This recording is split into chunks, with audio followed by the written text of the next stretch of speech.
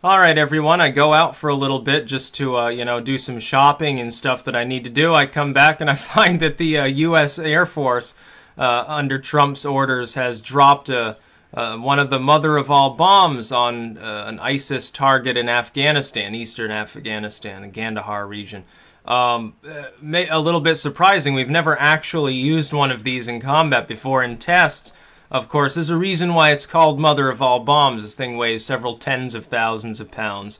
It carries an enormous amount of blast. If you see footage of one going off, it's not that different from watching a Davy Crockett, like the field artillery nukes, actual battlefield nukes that were designed back in the 50s and 60s and then phased out because, of the risks of using them.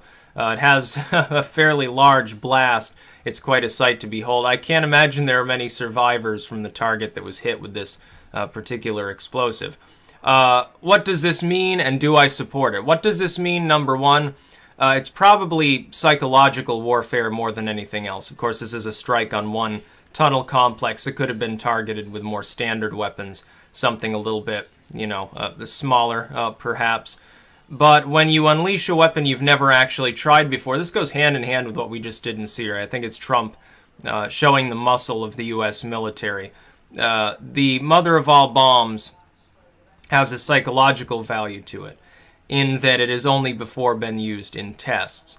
And so I think that's the primary reason for this. More than simply deploying it because it needs to in that situation, it really is a mental exercise more than anything else. Do I support it? Hell yeah. Yeah, I have no problem with bombing ISIS targets. If indeed this is ISIS that's taking a pounding here, who fucking cares? It's ISIS. We've got to help at least mop the problem up because it was created by Obama's crappy-ass foreign policy. Look, Bush goes into Iraq, destabilizes it. Goes into Afghanistan, destabilizes it. Obama comes along, he and Clinton and Kerry get together. How can we destabilize more nations? They almost succeed in Egypt, they do in Libya. Syria's, on the ropes for years at a time, still destabilized, although it still has an acting government controlling half the country. And that power vacuum helped ISIS move in. When people say, oh, Trump is wrong, Obama's policies didn't create ISIS, it was already around. Yeah, of course it was.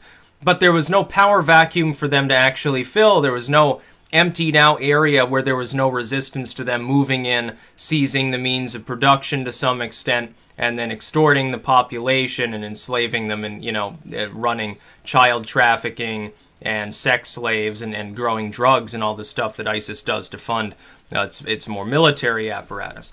That was the result largely of Bush and Obama destabilizing half a dozen nations. Now is the time where we need to get together as the civilized Western world, wipe ISIS off the face of the earth. By the way, that's never going to happen if you keep perturbing groups like Assad's Syrian forces.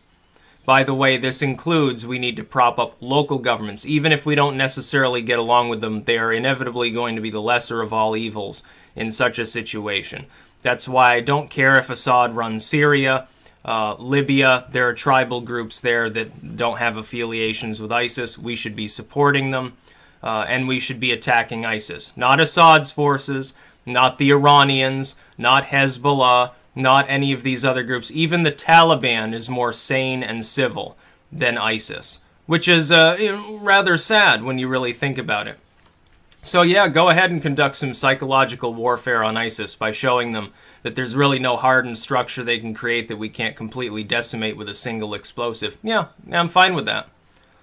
Yeah, it's a good time is had by all. Now, we don't have footage of the actual explosion of this quite yet, as far as I know. We may get it, we may not, who knows. But look at some test video of this particular bomb going off. The only thing larger, short of nuclear weapons, is Russia's father of all bombs, which is actually even larger.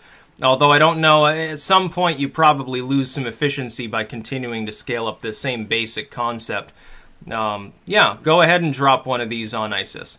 I'm sure that this is going to rustle some feathers. I can't wait to see, more responses as they come in from people.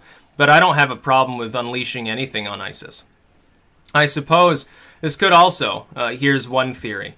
Maybe it's evidence that Trump really did ask, the Pentagon, hey, could we build some of those Davy Crockett's and drop them on ISIS targets? They said, I don't think that's a good idea, Mr. President, but we've got something that's, you know, roughly comparable that doesn't create radiation. Why don't we just, you know, use some of those? Oh, okay, that's going to be fun. And so he decides to target this tunnel complex with a mother of all bombs. Yeah, it's pretty good. Yeah, nothing wrong with that. It's not warmongering. ISIS is not a state actor. The actual government of Afghanistan doesn't want to deal with them. Now, the Taliban doesn't even want to really deal with them. They're kind of afraid of them, I think, at this point, or they try to bribe them to keep them from fucking around too much. Yeah, it's acceptable. On ISIS, yeah, it's perfectly fine to warmonger after them. Just as it's okay to warmonger after North Korea. It's an illegitimate regime, totally tyrannical. 99% of the population there is suffering. Yeah, go ahead and bomb North Korea's atomic facilities. You'll probably have the backing of China and Russia at this point. With ISIS, Russia's attacking them. The French are bombing them. The Jordanians, everybody else in the world, other than the Saudis, notoriously, is bombing ISIS. Yeah, why not join in the fun? Yeah, a good time will be had by all. You notice, it seems like Trump is testing a lot of new stuff, isn't he?